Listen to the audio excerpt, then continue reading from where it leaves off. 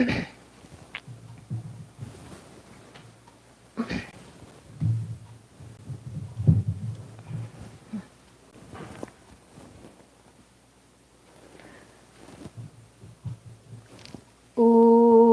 सहना भवतु सहनौ भुनक्तु सह वीर्यं करवावहै तेजस्विनावधीतमस्तु मा विद्विषावहै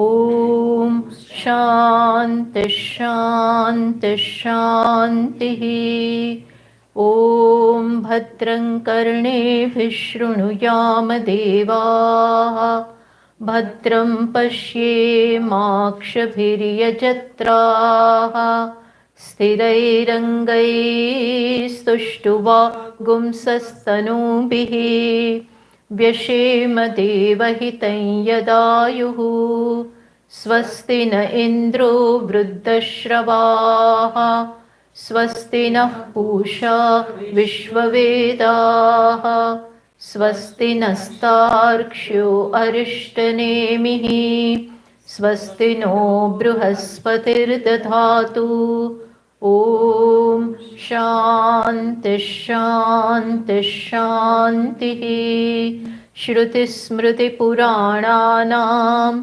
आलयं करुणालयं नमामि भगवत्पादं शङ्करं लोकशङ्करं शङ्करं शङ्कराचार्यं केशवं बादरायणं सूत्रभाष्यकृतौ वन्दे भगवन्तौ पुनः पुनः ईश्वरो गुरुरात्मेति मूर्तिभेदविभागिने व्योमवद्व्याप्तदेहाय दक्षिणामूर्तये नमः.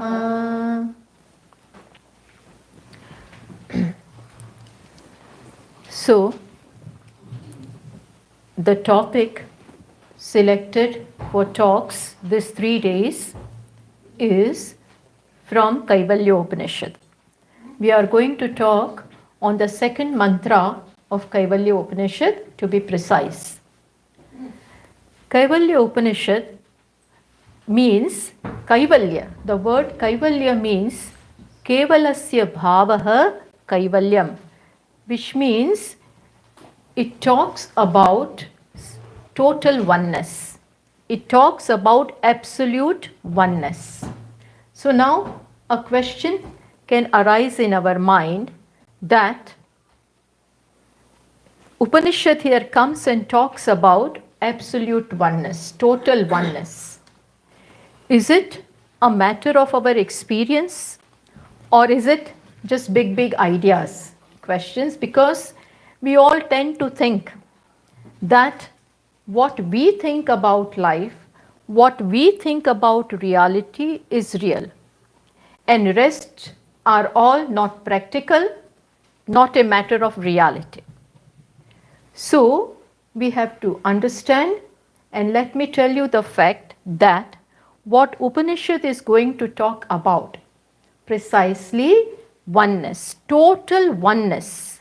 There is absolutely, according to Upanishads, no duality at all. There is no second at all. There is just one, just one. And this is the topic, or this is the real theme of all the Upanishads, not only of Kaivalya. But as I said, it is not a matter of reality for us, because we think that there are many, everything is different, I am different from you, Ishvara is different from me, the entire world is also different, there are sentient objects, there are sentient things and insentient things, animate as well as inanimate things in the world. And here you talk about, Upanishad talks about oneness, total oneness. So, is it a matter of reality or just big philosophy? And if it is just big ideas and not something which is going to become real for me, or which is a reality for me, if it is not like that, then our general tendency is that we have nothing to do with it. We are not interested in it. And that is why most people discard when they don't understand this. If it is not a matter of my life, if it is not going to be practical for me, then I have nothing to do with it. Then I am not interested in it. So we have to tell ourselves, and I would like to tell you that what Upanishad says alone is real. What Upanishad says is absolutely real. And what we are thinking, what we believe, and what we think is practical is not practical. In fact, it is totally wrong. It is totally wrong. So we have to pay a great attention. We have to give seriousness to what Upanishad is saying. It is not just floating big words, floating big ideas. It's not that. When we pay attention, when we take this seriously, then we will come to know that what Upanishad has to reveal is the fact, and it is the most important message for our life. It is the most important message and reality of life. So let us understand this very well. Otherwise, we hear from one ear and take it out from the other ears. It's not important for us. That is why we take it seriously. Because Upanishad has no personal agenda in misleading us. Understand this. It has no agenda. It is not interested in misleading us. Why should it? Upanishads are like mother. Just as mother cares for the child and would always want that the child should benefit, child should get the best, reap the best and the most in life. Similarly, Upanishads are like mother. And so, with that bent of mind, we listen to the Upanishads. Okay? And now, let us go methodically with respect to this. Okay. So, let me tell you, I assume you all know what Vedas are, what Upanishads are, where Upanishads, what is the place of Upanishads in Vedas. I assume you all know it, but let us once again go through it. Let us once again go systematically with respect to this. See, Vedas, Upanishads are found in the Vedas. Now, what are these Vedas? Vedas are nothing but the knowledge that has emanated from Ishvara. Vedas are the source books of knowledge, valid means of knowledge which has come from Ishvara. Understand, Ishvara has not created them. Ishvara has not written them, but they are out-breath. They are like, similar to the out-breath of a human being.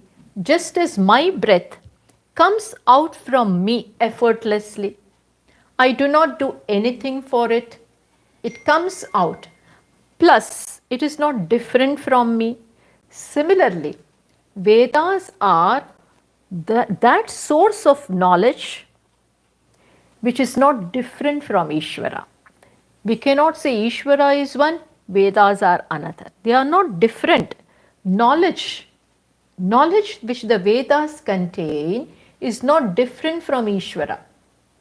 It is the reality of Ishvara. And that is why Ishvara, from Ishvara, these Vedas have come about. Okay. And who caught them? How were this, who could grasp this? As I said, this is not created. This knowledge is not created. Which means what? Which means what? It is always there. If it is not created, creation means what? It is not there at one time and then comes. That is called creation. What is creation? It is not now. The pot is not now. The pot maker takes the clay at a given time and then makes a pot out of it. So pot comes later. Is it something like that? That Vedas are created by Ishvara? No. If it is not created, then what does it mean? It means that it is always there. It is always there. Then why do we fail to see it? If something, space is there, earth is there, elements are there, we have no difficulty in seeing them, in grasping them. But that is not the case with the Vedas. So, who could grasp? Who caught this? Rishis. Here comes Rishis. Rishis means sages. These Rishis were that kind of entities who could grasp. Who could grasp the obtaining knowledge. Knowledge is always there in the creation. It is always there, Nityaha, Shashvataha. It is always there. But it needed the sages who could catch this, who could grasp this. Just as, let me give you an example which we will understand. See, this law of gravitation was always there. Law of gravitation, and many such laws are there. Sir Isaac Newton did not come and create this. This law of gravitation, gravitational law, is not created by him. It was always there. But it needed his intelligence, his observation to see that there is this gravitational force is there, which pulls everything down. He did not create, but he had that mind. He had that purity by which he could see. He discovered an existent law. Understood? Similarly, sages, rishis, who were they? They had that mind, that subtlety, that purity, that penance, because of which the heart is pure. No ego at all. Nothing to separate them from Ishvara. Nothing to separate them from the reality. They were totally tuned up. Totally tuned up. Frequency matches. And that is why they could catch. They could grasp this truth. Which truth? The truth of the Vedas. They could grasp it. They did not create. Even rishis, they did not create. Even though we may find the name of a rishi with an Upanishad.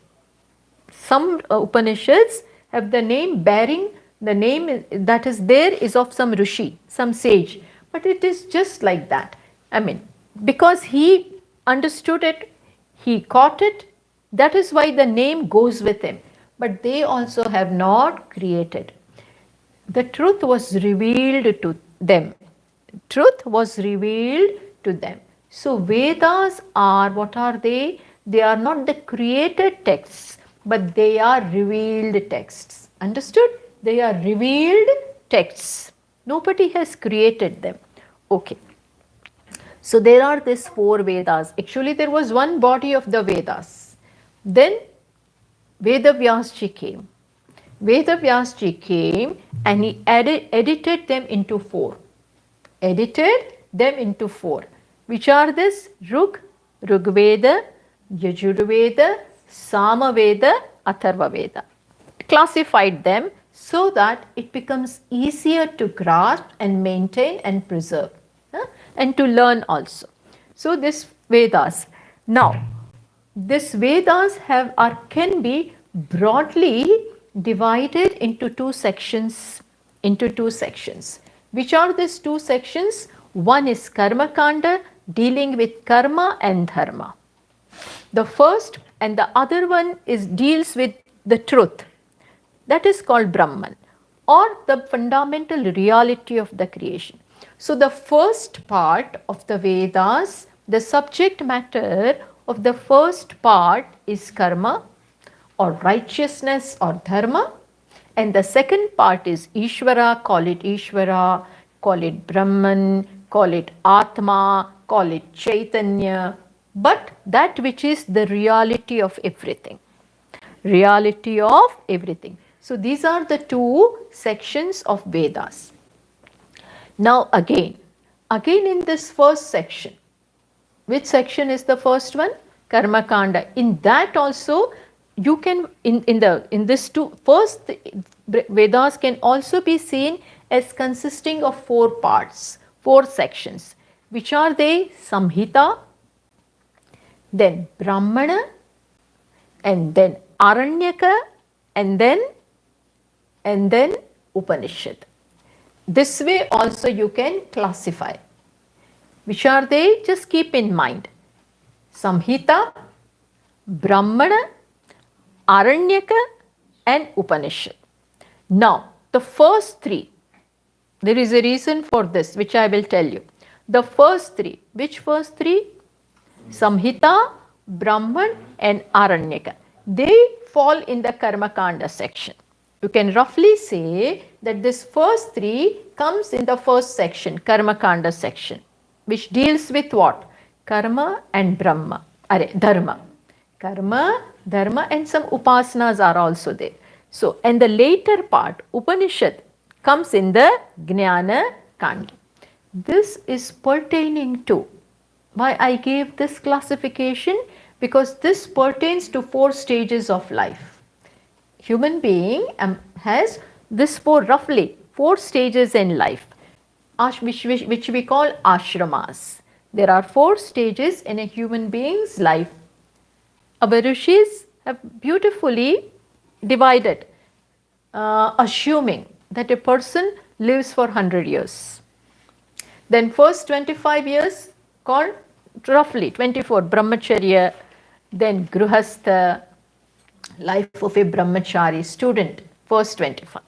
Then comes gruhastha, life of a householder, then a vanaprastha, forest dwelling, then sannyasi. So, the first 3 sections, Samhita, Brahmana as well as Aranyaka, these 3 sections deal with the first 3 stages of life. Generally speaking, Brahmana and some brahmachari, as a brahmachari, when a student go in the olden days, when a child used to go to the Gurukulam, he would stay there for 12 years at least, because it took 12 years to memorize one Veda. One Veda, they lived there, mugged up, memorized the entire Veda. They would mug up, in which everything will come, they will memorize and know the meanings cursorily. The meanings would be known. A brahmachari would recite the entire Rigveda, entire Samaveda, depending on where he belongs, which part of the Veda, which shakha he follows. Accordingly, he would learn the Veda. So the first 3, Samhita as well as Brahmana and Aranyaka, this belongs to Karma Kanda. This talks about dharma. This talks about upasana. So brahmachari would know everything. He would chant everything. Then comes gruhastha. He for him this is important. The rituals are contained in Samhita section as well as Brahmana section, where you rituals and why to do those rituals, which rituals come in which, how to, all this know-how is given in Brahmana as well as in Samhita. Then in Aranyaka, upasanas are given. Upasanas are given. In short, this comes in the first section. Then Upanishad comes in the last section, which is meant for whom? It is meant for a sannyasi. The first three meant for brahmachari, gruhastha, vanaprastha. Vanaprastha, gruhastha, he has to live his life in keeping with dharma. It is not a life of mere indulgence, not a life of sense pleasures. Along with enjoyment, there used to be what? Dharma. Enjoyment also in line with dharma. Because according to how did Vedas envisage the life? What is the goal of life according to the Vedas? What is the goal? Sannyasa or moksha is the goal of life. Moksha, liberation, is the goal of life. And that will not happen all of a sudden. That calls for preparation. And where is that preparation? In the life. You begin to prepare yourself. First, as a student, you know what the textbook is. And then as a gruhastha, you live your life in such a manner as prescribed by Vedas, in such a manner, in a stipulated manner, in alignment with dharma. Dharma is the one which prepares. Dharma is the dharma. Don't get scared of the word dharma. Dharma is nothing but life lived in harmony with the entire creation. Life lived in such a manner that you are in alignment, that you are in harmony with the creation. That is dharma. When life is lived in this manner, then what happens? One becomes ready. A time comes in life. That time definitely comes in life where one becomes mature. One becomes mature for which stage of life?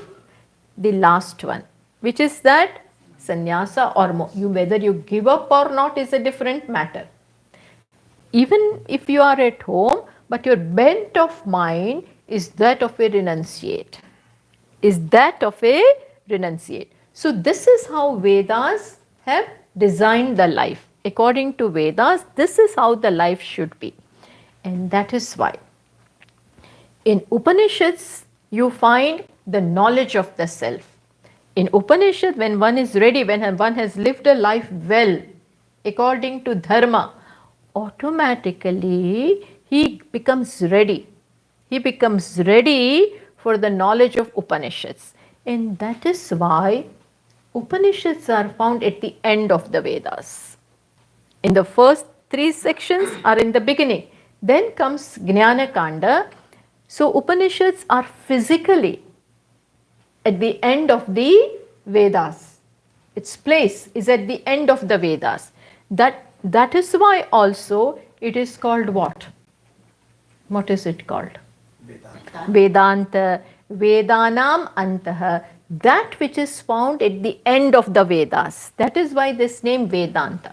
Where Anta means really positionally also at the end. But the other meaning is also there of the Anta. Anta means core.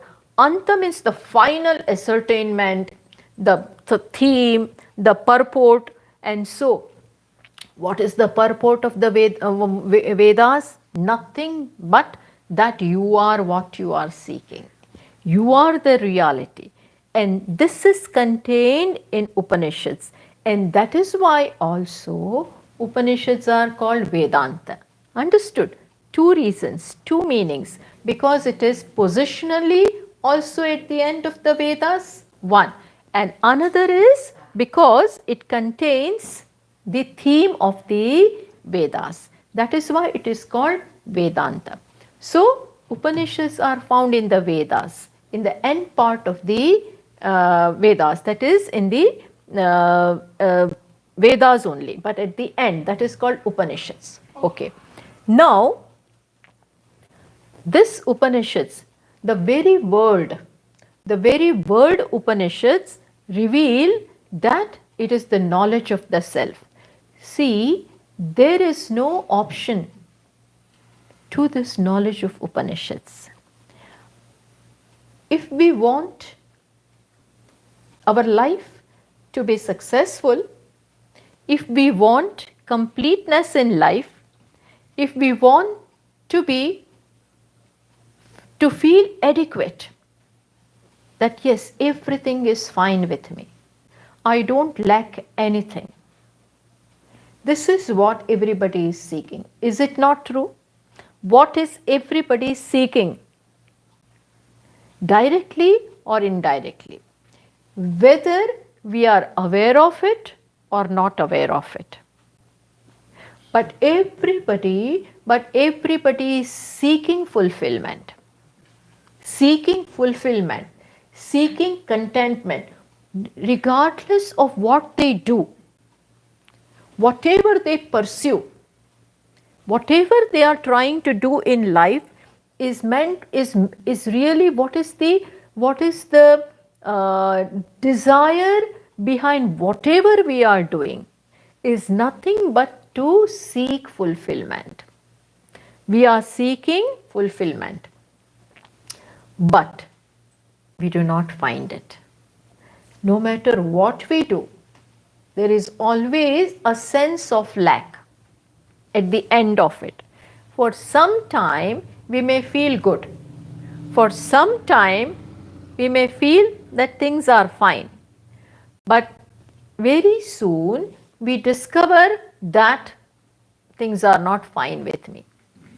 Why? Because the place where I am looking for, the things in which I look for that fulfillment, doesn't have it. And Upanishads are meant for giving us this real source of fulfillment. They are meant for showing us where, or giving us the message as to where this real fulfillment lies. Where is it? That is, this is the top secret. So Upanishads are meant for giving us the knowledge about who really we are. What is it that we are seeking and where is it to be found? And that is why there is no success of life without coming to Upanishads. Understood? That is why we cannot avoid this. We cannot evade this or avoid this or postpone this. The more we do, what is the result? The more we are away from, what we are seeking. More we are away, we are denying ourselves the fulfillment which we are seeking. Because life will, you may have a question in mind. Swamini ji, there is nothing lacking in my life. What are you talking about? I have everything. I am happy also. My children are settled. I am happy. My career is doing very well. Where is unhappiness? Where is this talk of lack of fulfillment? I am full. Okay, maybe today this means that I have not looked at my life. I have not looked at my aspiration. I have not looked at what I really aspire for. And even if due to punya karmas, due to past punya karmas, life may be all fine now. But sooner or later, this sense of want will catch up with you. This sense of lack or want is bound to catch up with you sooner or later. Why? Because to think that everything is fine is an illusion. It is an illusion. Because objects do not have it. Outside world does not have it. How am I going to find it? Tell me. How am I going to find it? I am looking for happiness in things which do not have them and denying it where it really is. Denying it where it really is and looking for it where it is not. How is it ever going to happen that we can say that we have found it? We may have some achievements in life. We may have achieved something. But very soon, maybe not in this life but in other life, you will go with desires. You will go with certain desire. I want this. In the unconscious, desires are there, which will never let you settle. Which will never let you settle, no matter what you do. There is a beautiful mantra in Shvetashvatar Upanishad, which says, just to give you an idea, which says, I'll quote that, Yada charmavad akasham veshtayishyanti manavaha tada devam avijnaya Tada devam avijnaya. Let me see what is.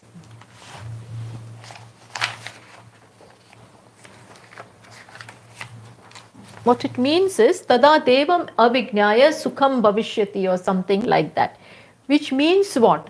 That when a person, the meaning is this, when a person will be successful in covering, when a person will cover, when human beings will cover the space with leather.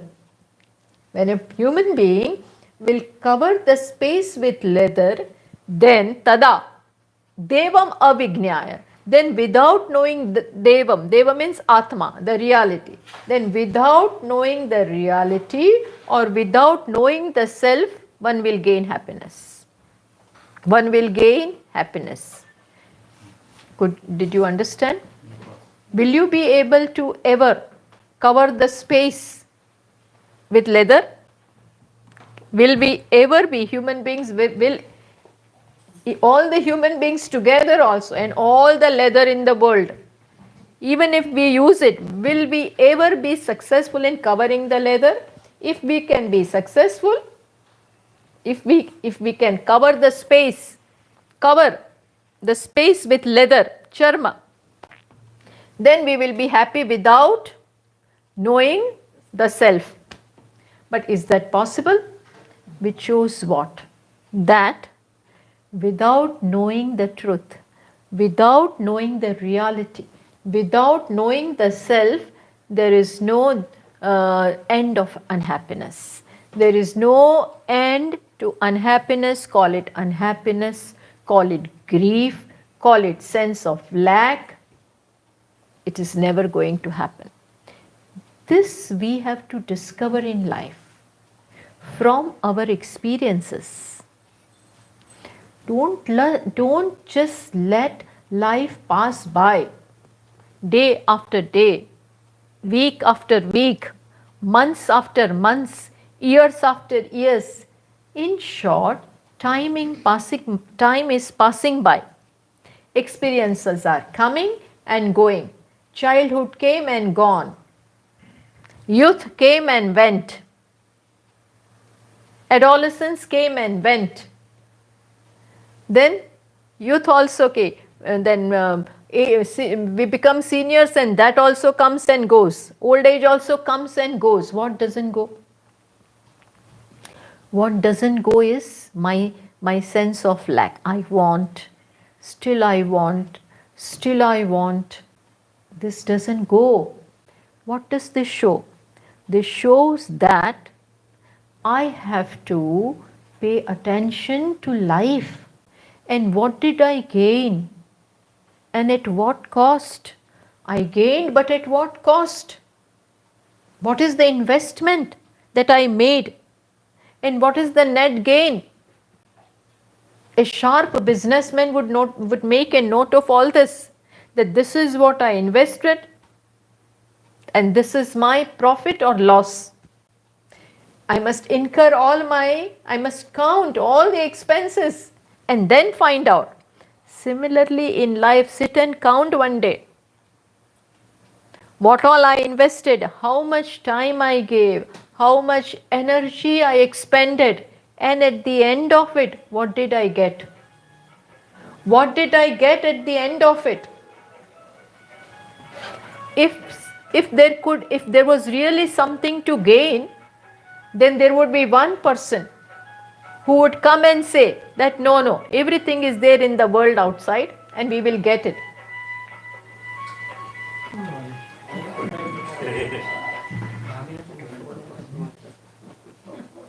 But there is no such thing. There are people who have achieved a lot. What to talk of us? We are ordinary people. But there are millionaires and billionaires and people who have lots of power and position and wealth and everything. And still, they come up with the conclusion. What? If they are intelligent. That it is all nothing. It is all on surface. All these outside things cannot really give me anything. At the end of it, you may make an addition. Keep on adding, keep on adding, keep on adding. But still it remains finite only. Why? Precisely because what I am seeking is infinite. What I am seeking is what? Infinite. And what the world can give me is what? Finite.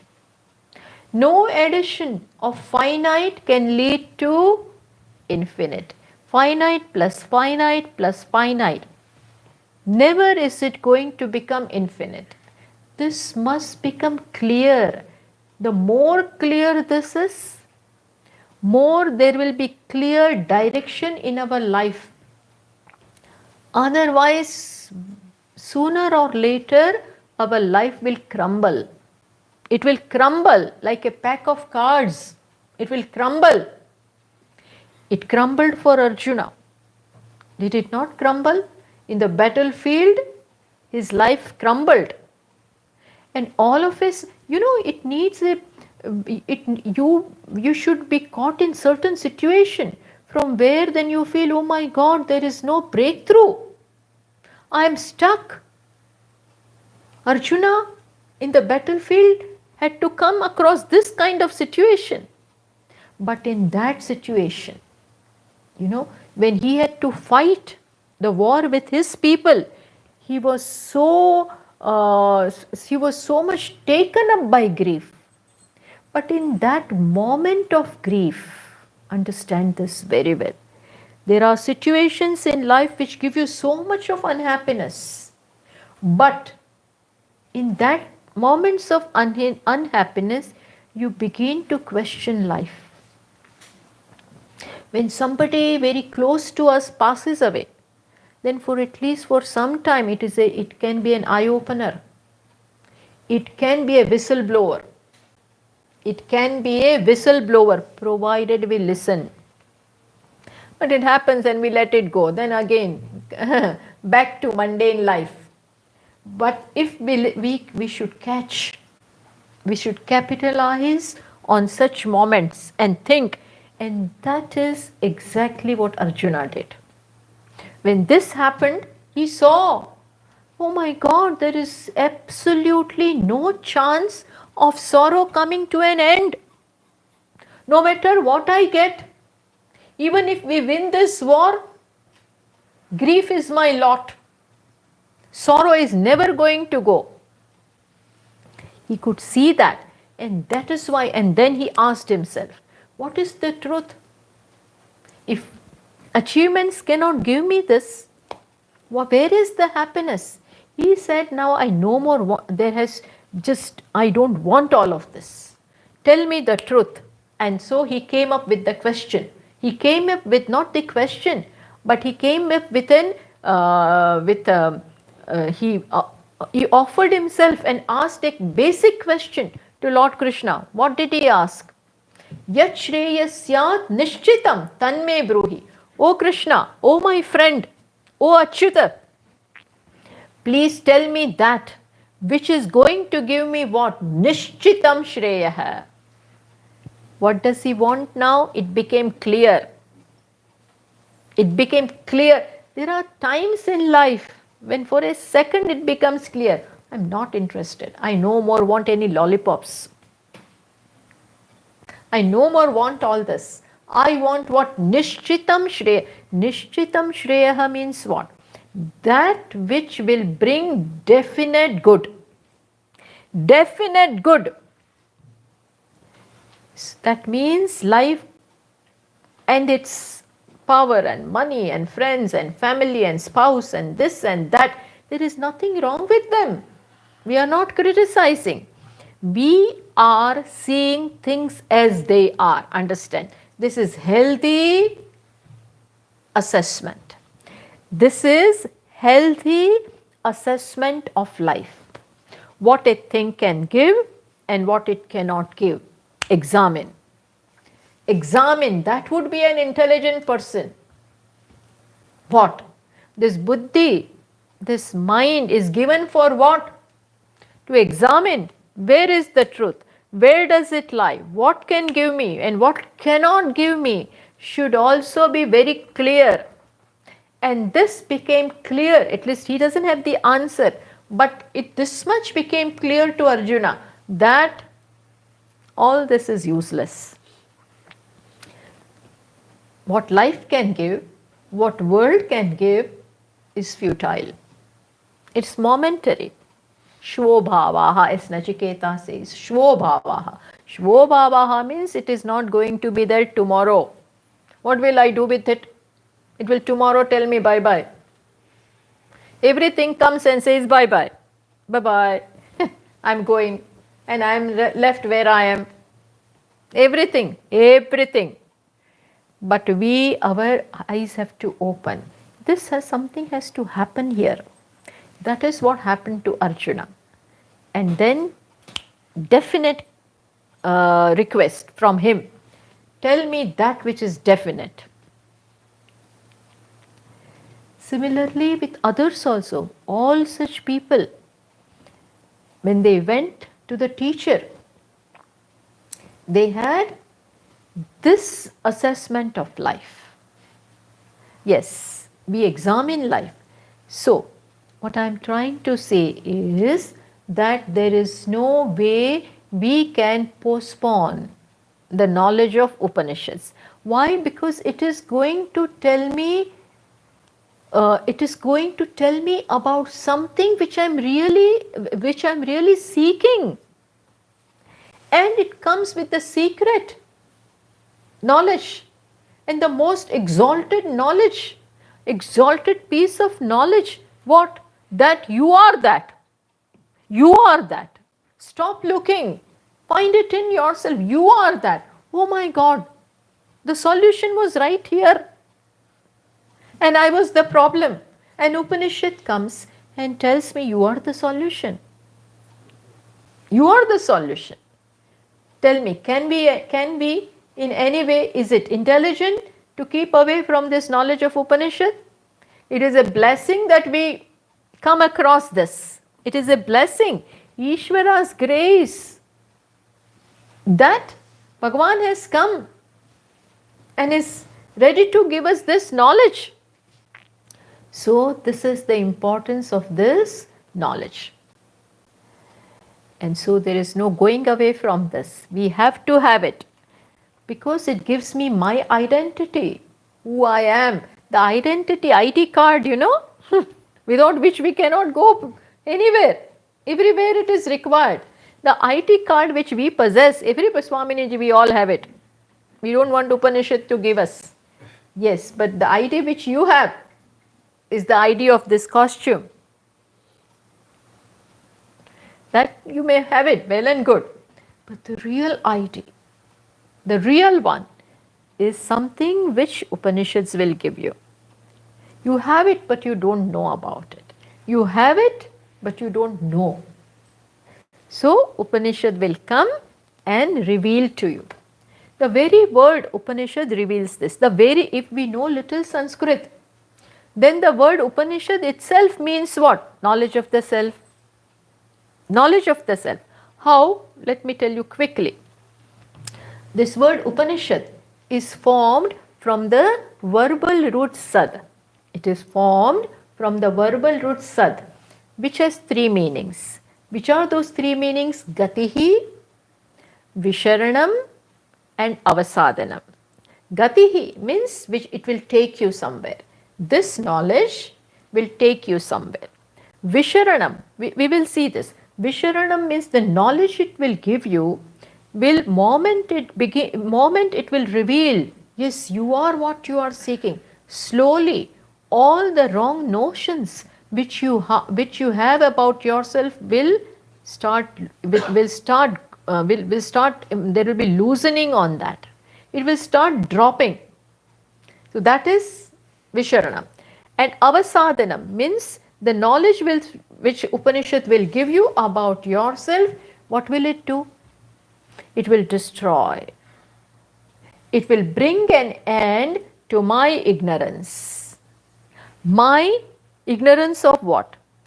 About myself. So this sad, stem itself reveals. But to that, two prefixes are given, are attached. Which are they? Upa and Ni. Upa and Ni. They also reveal something. What? Upa means it is about samipya. Upa declares that this knowledge is about something which is proximate to you. It is about something. Upa is in the sense of nearness. It is in the sense of proximity.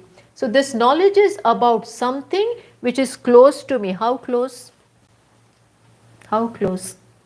Closest. Even you cannot use the word close for it. Why? Because yourself is not a thing that which you bring it closer. About yourself. Upa declares that. And Ni, prefix Ni, what does it say? Nishchitam Jnanam. What kind of knowledge will this Upanishad give you? This text will give you? What kind of a definite knowledge?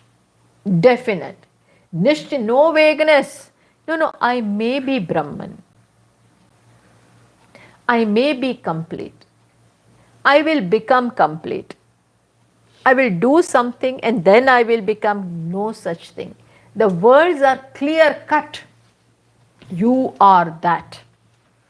You are what you are seeking.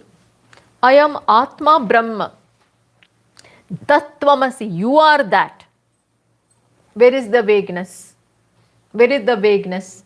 No, I'm part of, it means I'm part of Brahman. No part. No question of part. You are that. Can there be a more clear sentence than this? Upanishads are very clear. You are that. But we, because of our existing notions, decide to interpret it wrongly. Why? Because I'm not ready to believe that I can be that. I can be the whole. Kevalasya bhavaha. Just one. So, this definite knowledge it will give. It will take me to myself, which means it will tell me about myself. The thing which I am seeking, I was looking for it in the world outside. And Upanishad is you. So come back. Stop roaming about. Stop wandering. Stop being restless. Stop changing. Stop becoming. Stop adjusting. No, sir, just be. Just be. You are. You are that. Then you may do things is one thing. But with this, you can rest in the knowledge that you are complete. When you let this knowledge sink, listen to it with all the Shraddha, which we will talk about in our topic. Then what happens? All the notions, I'm man, I'm woman, in the morning I'm say I'm in mood, then in the afternoon no mood, in the evening totally gone. Our ideas about ourselves keep on changing every moment. Whereas, what does Upanishad? You are Brahman 24 by 7. Always. Happiness, always. Contented, always. Improve upon this. Improve. Can you improve upon this? Can you improve upon the fact that you are limitless? Improve. Change. No, Swaminiji, with time, when new discoveries will be there, then this won't remain. Then you change. Improve. Try to bring about. Upon limitless, you cannot bring about any change. You are that. So, in short, Upanishads give us this knowledge. The word itself declares. The word itself, if we understand the words, in those days they understood.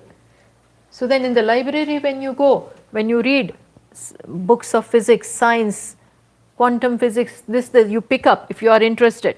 Similarly, Upanishads, knowledge of the self, knowledge of total oneness, then we pick up. There were no such books, but what I am trying to say is, this is what Upanishad is. And Kaivalya is one of them. All the Upanishads are beautiful. All of them are unique. Kaivalya is also unique, is one of them. And as I said, all the Upanishads are found in the Vedas. All the Vedas have Upanishads in them, several Upanishads in them. Kaivalya Upanishad is found in Atharva Veda. It is found in Atharva Veda. See, all the, as I said, all the Upanishad.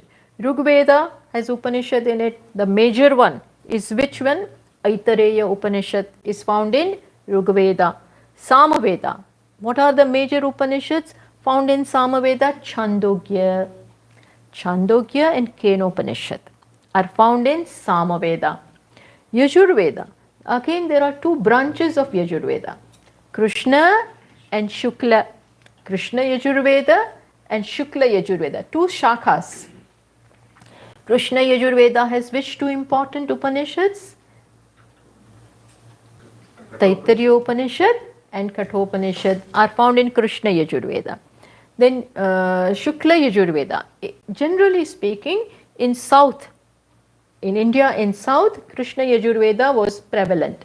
And in North, Shukla Yajurveda, in South, Krishna Yajurveda, and in North, Shukla Yajurveda.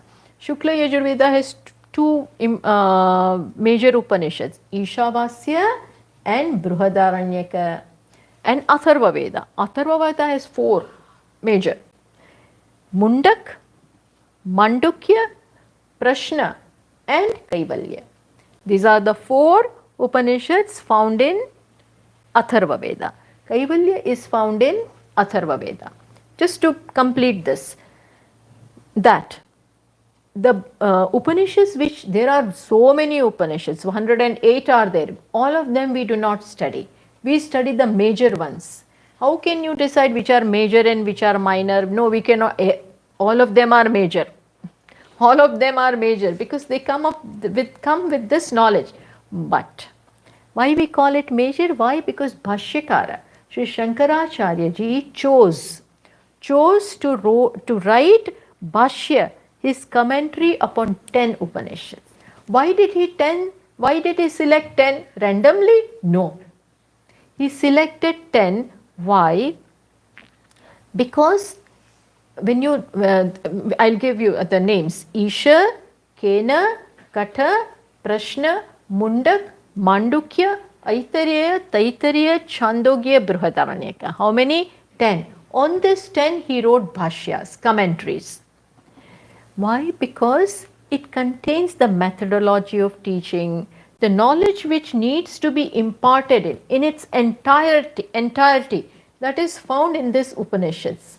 And so was very convenient to be able to teach That is why he wrote bhashyas upon this 10. Kaivalya, he has not written bhashya. That doesn't mean it is not important. It is important, in fact very important. One very important Mahatma, Acharya, Shankarananda, he has written commentary upon this Kaivalya. Who is this Shankaranandaji? Shankaranandaji is the Guru. Some Mahatmas are even known by their disciples. Vidyaranya Swami. Vidyaranya Swami, who is the author of Panchadashi, very famous. His guru is Shankarananda, and Shankarananda ji has written a commentary, bhashya, upon, tika upon this Kaivalya Upanishad. In short, it is a very beautiful Upanishad. It contains 24 mantras, beautiful 24 mantras. Plus, it is said that even if you just recite the mantras, just recite, even without knowing the meaning, they are so powerful. These mantras are powerful, huh? Very potent. Potent. Just as some medicines, 500 mg, 700 mg, it contains so much of this in it. Similarly, these mantras of Kaivalya are supposed to be so powerful that if you just recite them, it will purify your heart. It will completely take away all the impurities. And what are the impurities? Raga, Dvesha, Kama, Krodha, Lobha, Moha, Mada, Matsarya, and main is Swartha, selfishness, narrow-mindedness. All this is main impurity. With that impurity, you can't enter the portals of Upanishad. To be able to enter into Upanishads, what you require? Purity. Otherwise, you may enter, but the meaning will not enter. The meaning will not come. So, for the qualification, for the eligibility, for preparedness, you require what? What is required to prepare yourself to be able to enter, to be able to qualify? To be able to qualify for this knowledge, what do you require? Purity. Antakarana Shuddhi. You require maturity, emotional maturity, purity of heart. This is what is required. So life should be lived in which manner? Which manner? That you become pure. Not that you get tired at the end of life. After 60 finish, now nothing. Now no capacity left. Now in next life we will do. This life I cannot do. Next life now. Because I am all tired. This no, now life is lived in such a way that you are now all ready for knowledge. You become what? Sattvic.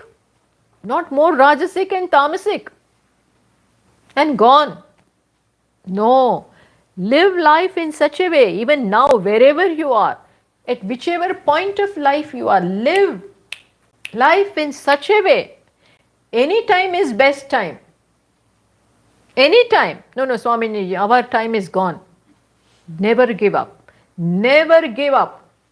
Until the last breath, never give up. Uttishtata, Jagrata, get up. Anytime, just get up.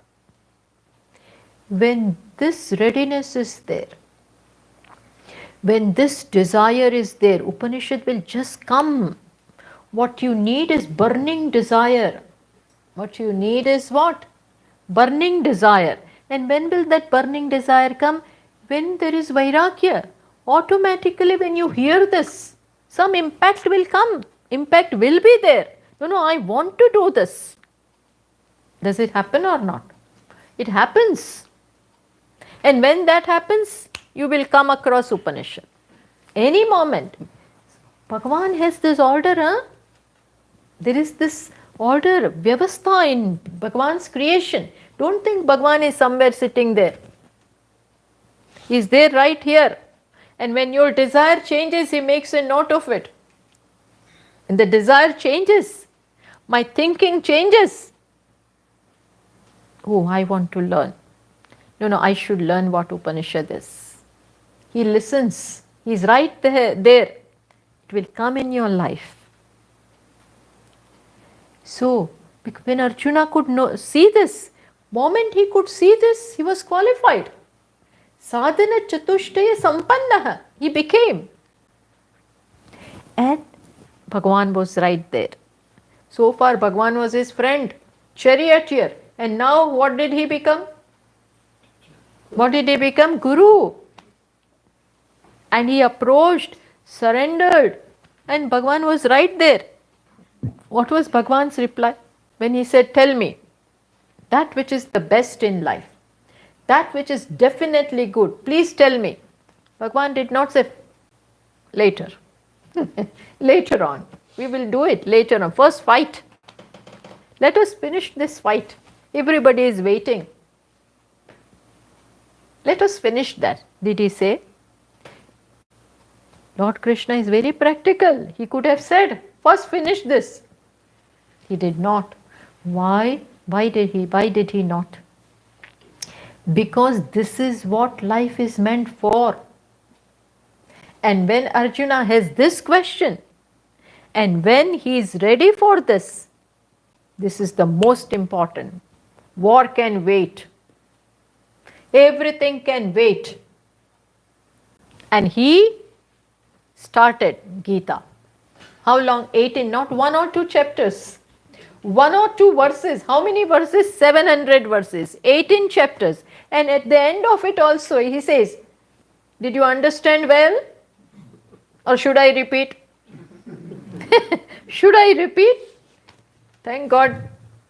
Arjuna said, Nashto mohaha. Otherwise, Bhagwan would have started again. Why? Because for him, where is the urgency in life? Where is not war? Where is the urgency to, if you are awake to this, do it. Do it. Learn it. Listen to it. This is the most important thing. And this we will be doing from tomorrow. Because we have taken the second verse, second mantra. Shraddha Bhakti Dhyana Yogad Avaihi. May you know through trust, commitment and meditation. This is the reply of the teacher. But the reply comes when the student asks. When the disciple has come, a student has approached the teacher and has come up with a question. To that the reply is given. So what was the question? The question came from a very famous student. The student is not an ordinary one. The student, as we will talk about it tomorrow, student himself is the teacher of Rig Veda.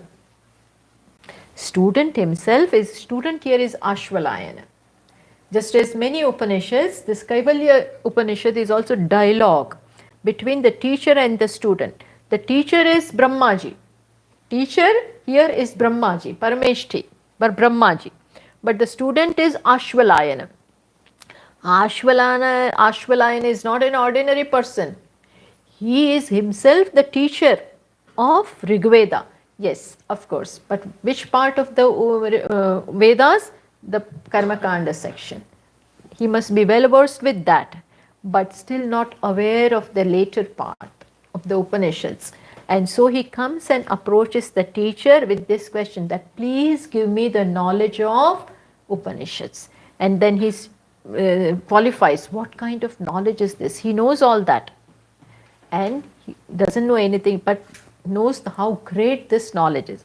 So we will come to that tomorrow. We should know that even people great like Ashvalayana approached the teacher for this knowledge. So this knowledge is not an ordinary thing. So we will tomorrow go to the first verse of the Kaivalya Upanishad and see what Ashvalayana is asking. The very question shows that he is ready. The very question shows that he has lived his life well. Well doesn't mean I enjoyed very well. No. Well means intelligent. Life has to be lived in a certain manner. Not just waste away your time from this place to that place, this and that, from one to another. No, he lived well. And that is why he is ready. So, what it means, that we will talk about tomorrow and then proceed with our topic. Because just talking about that doesn't make sense. There has to be reference to context. What has preceded and what is coming later, all this we will see. Okay, thank you. ॐ पूर्णमतः पूर्णमिदं पूर्णात् पूर्णमुदच्यते पूर्णस्य पूर्णमादाय पूर्णमेवावशिष्यते